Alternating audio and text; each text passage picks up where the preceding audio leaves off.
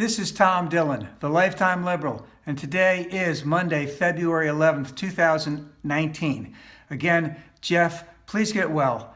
The title of this rant is the Dotardiness. Lazy, racist, hypocrite, and needy. So we know that our president has all of these attributes. He's proved them to us many, many times. But again, it defines us as a people, why we are allowing him to continue to do this. We need to have much greater pushback on this.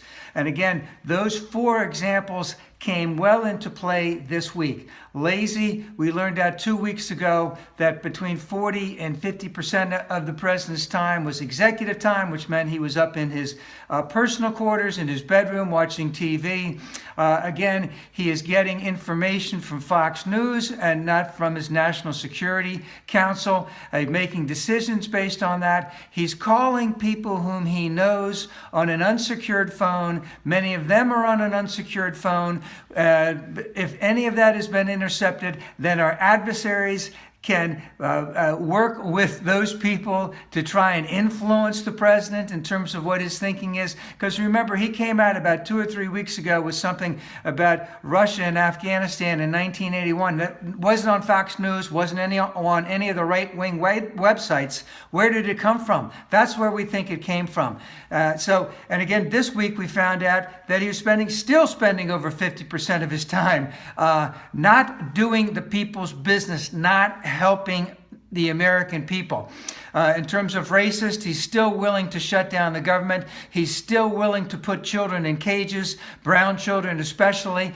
He's claiming that the Democrats want to get rid of ICE. They don't want to lock up criminals. No, the Democrats just want to be there to be less beds so that ICE will not pick up, and I'll use this as an example, a woman who has been here 20 years, had a minor traffic violation over 15 years ago, which was settled, has 2 children, ages 12 and 8. They don't want that mother to be picked up by ICE or anyone else be picked up by ICE as they make that raid, be put into detention centers and sent back to their home country, and leave those 2 children motherless, even though those children are American citizens. That's the type of human being he is. Hypocrite. So again, we found out this week that the president, at a number of 5 of his 12 golf courses, had hired illegals. And the reason we found this out was that there was an investigation, and then they started firing them, that they had been doing this for decades, and we've known this about this guy for decades. He hires the cheapest labor possible. He absorbs all the profits, and as he rails against illegal immigrants from his bully pulpit, and people buy it lock, stock, and barrel.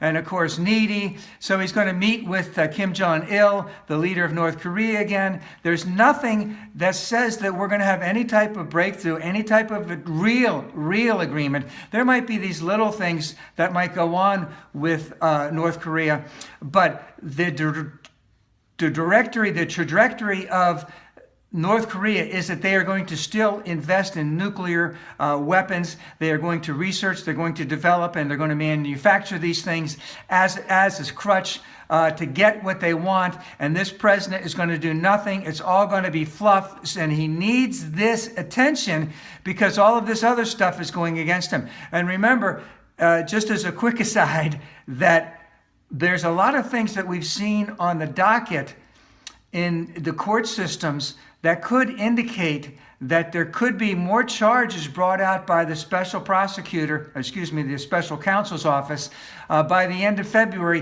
while he is in Hanoi meeting with the president, the leader of North Korea. So we've known this about this guy. All of these examples came out in the last week. This is defining us. We need to have this resistance. Just be vigilant and increase.